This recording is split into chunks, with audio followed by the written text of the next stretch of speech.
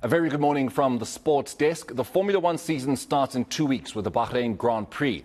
And the big question is whether the status quo will remain with Max Verstappen and the Red Bull Racing team continuing their dominance, or will Sir Lewis Hamilton, one of the greatest of all time, and his Mercedes team mount a stronger challenge for the top honours? At the same time, South Africa is bracing itself for scintillating on-track action just next weekend.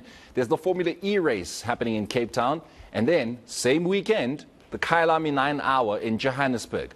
Joining me to talk all things motorsport is South African multiple motor racing champion Bashobonke Chops Sipuka and the founder of Motozar TV, Lufefe Nkosi Mayekiso. Gentlemen, a very good morning to you. I'm going to start with you, Lufefe. Formula One, a couple of weeks away.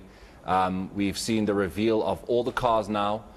Obviously, people care most about RB19, they care about what Ferrari has put out, they care about the all-black beauty that is the W14 from Mercedes. Not that the other teams haven't put out anything that is worth talking about, but these are the guys that you can expect to be challenging for the title this year. Just from what you see, from the specs they've put out, who impresses you most? Look, I think the nicest livery is the Sauber Alfa Romeo one. Yeah.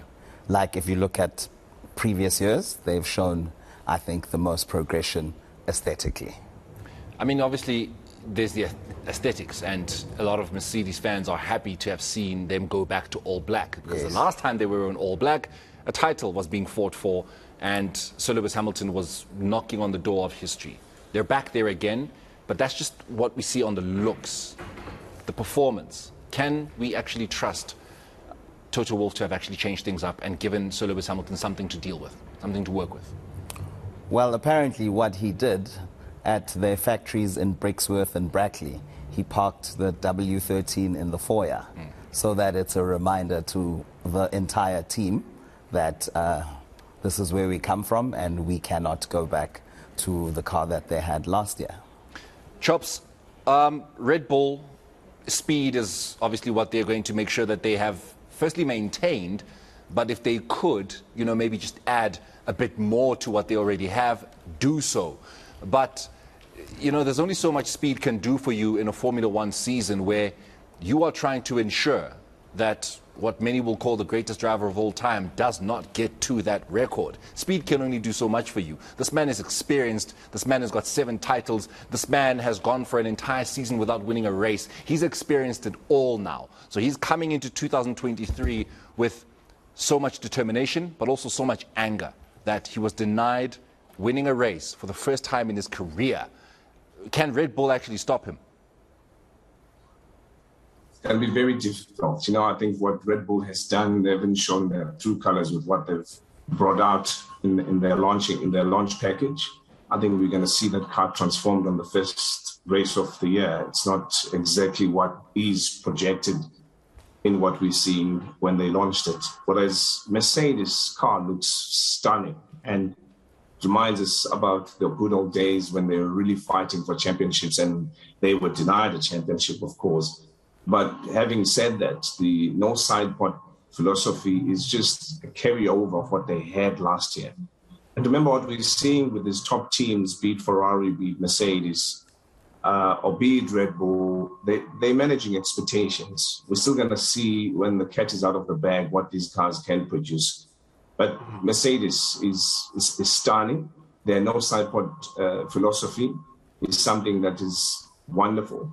They've front-end plates have been changed dramatically, including their front wing, and just the deflection of the air from the front aero package going into what we would supposedly say it's the side pods going out on the back, channeling a little bit of cleaner air to give it a little bit of stability going into corners.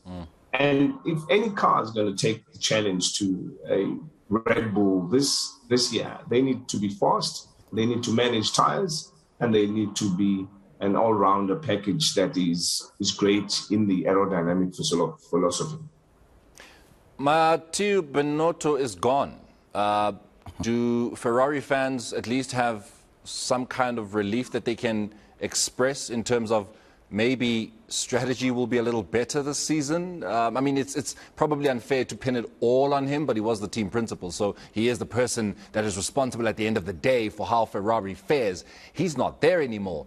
Can Charles Leclerc and Carlos Sainz Jr. now say, okay, cool, it was a botched campaign last year, we shot ourselves in the face, we can have something a little better this year and really take Max and Sergio Perez toe-to-toe?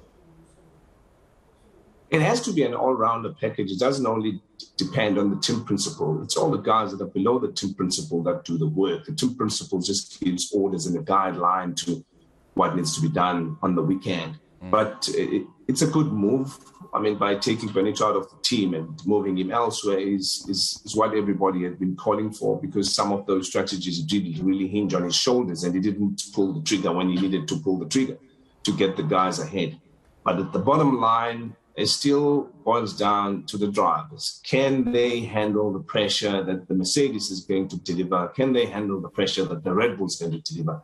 Remember, Ferrari came out and they had a very good car, but the only thing that was problematic is that the drivers couldn't drive around the problems that they encountered during the weekend. Whereas with the Red Bull, Max could consistently drive around problems that the Red Bull had offered on the weekend. So I think Ferrari's got a challenge in their hands, whether they've got a 1 second quick car, which is something that remains to be seen. We don't know how fast the Red Bull is until it's unleashed in Abu Dhabi.